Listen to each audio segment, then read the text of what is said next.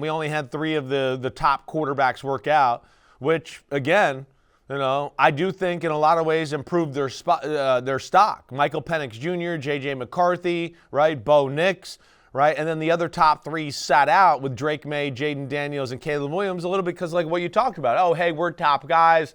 We're kind of universally seen that way, so we're not going to do this so you can, pick and prod and dissect every little thing and then, try to make my stock drop that way.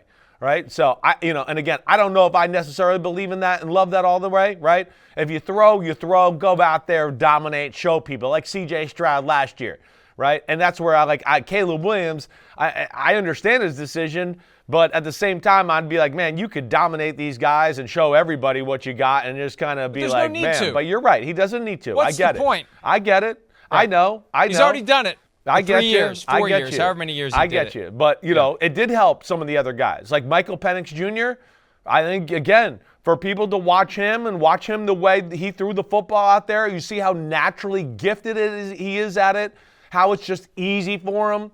The lefty, right? I think it's going to help him. And again, people getting to meet him and see him in person and hear his personality, right? He was one of the guys that I know, a lot of people reported that the teams really liked meeting him. They were blown away by Michael Penix and the person, and I get that. So here's a guy that really helped his stock this weekend. But, again, you see here, that's one of his worst throws of the day right there. He was pretty on point throughout. And, again, showed that he's definitely one of the best pure passers in this draft. Now, the age and the injury stuff and all of that, that's going to be the things he has to overcome. And where teams, how they feel about that, we'll see. But I know this, when it comes to getting on the field in between the lines and throwing spirals and, accurate throws and bombs and whatever else, Michael Penix Jr. is as good as they're going to come as far as that's concerned. And, I just think it's going to be interesting to see where he goes, but I think he helped himself a lot this weekend. For all these players, it's a risk-reward analysis. Yeah. What do I gain? What do I lose potentially? And one of the challenges of throwing at the scouting combine, you are throwing the ball to a bunch of guys. Yes. You don't know. 100. You're throwing to guys you've never thrown to before. You don't know anything about the nuances of how they run a route. They don't know anything about you. And if that throw looked bad, maybe it's because the receiver screwed up the route. So to people in the media, it's going to be like, man, that was a bad throw. But to the people who know what they're looking for, it's going to be like, that receiver didn't know what the hell he was doing on that route. That's right. You got to be a little bit conscious that it can't be so like, oh, complete, not complete. That's how I'm going to grade it, right? You're saying it right.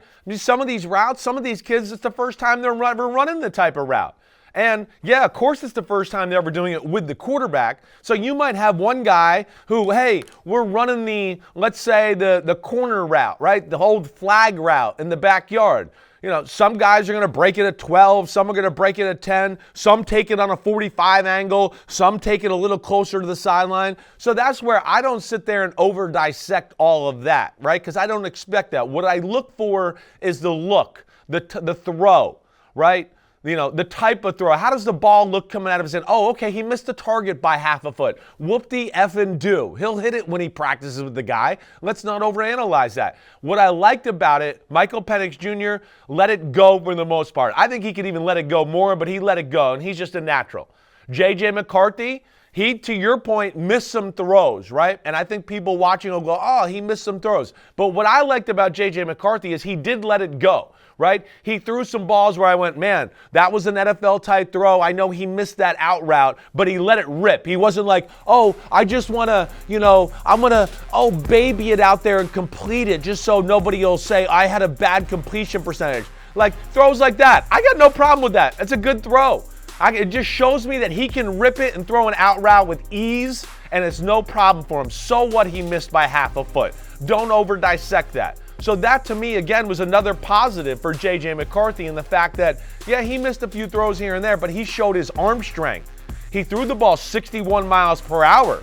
Strongest out of anybody except for the big kid from Tennessee, right? Kid's got talent. Kid's going to climb up the board. Kid's a good athlete. We saw that in the three-cone drill. So J.J. McCarthy and Mike, for a guy that I think a lot of people were dissecting his weight and all that, 6'2" and change, and he weighed 219. That was a big deal for J.J. McCarthy. I think J.J. McCarthy really solidified himself as a guy that's going to be maybe in that top half of the first round conversation of the draft after this weekend. And one of the strange things I think that helped J.J. McCarthy in this climb that he's undergone, when Jim Harbaugh, the former coach at Michigan, McCarthy's coach, comes out and says, I think when it's all said and done, he's going to be the number one overall pick.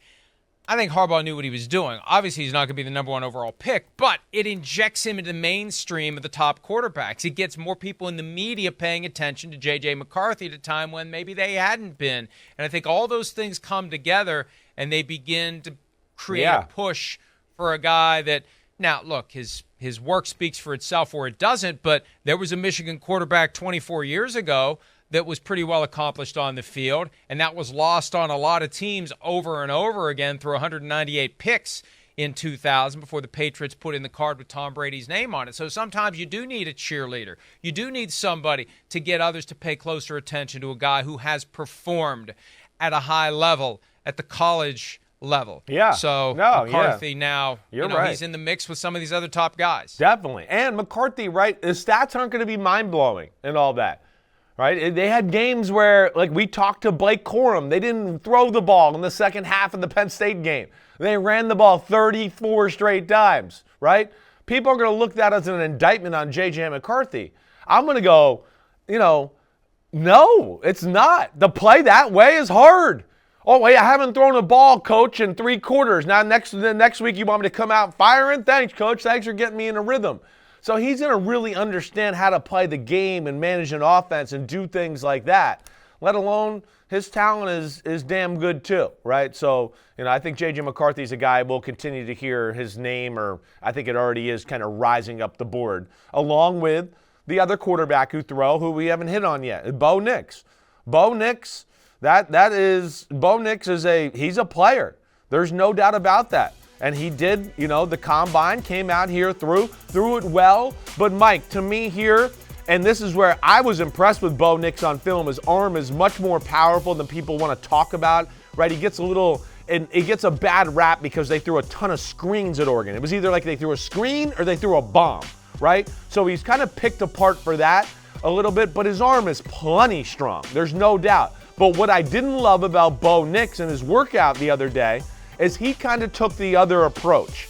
Instead of letting it rip, he was a little bit like, ooh, I'm going to baby it in there and just get the completion, right? And I'm not for that. I'm like sitting there going, man, show everybody what you got right here, right? Show me the 100-mile-per-hour fastball. It's all right if it doesn't paint the corner here. It's okay. I want to see you let it go. I want to see your arm compared to these other guys, and you show me that, ooh, yours is in a different level. And I thought he fell into the trap, a little of the politics of the situation of, oh, I completed it, oh, I did that, right? Instead of, I think, just letting it rip a little bit and showing everybody your pure God-given talent. You're speaking to an important point, too. This goes into the preparation, the planning, the advice that a guy is getting. Right. When you come up with your approach to your scouting combine performance, what are we going to do here? Are we going to let it rip? Are we going to play a little more conservative? Are we going to be careful? What are we going to do? We got a bunch of receivers we don't know. Yeah, I know. But it's a tough one. Again, that's one of the reasons why guys want to wait till their pro day. When they can script it more, they know exactly who the receivers are going to be. They can practice in advance. That pro day workout, you get those guys together and you can practice it all in advance and rehearse it.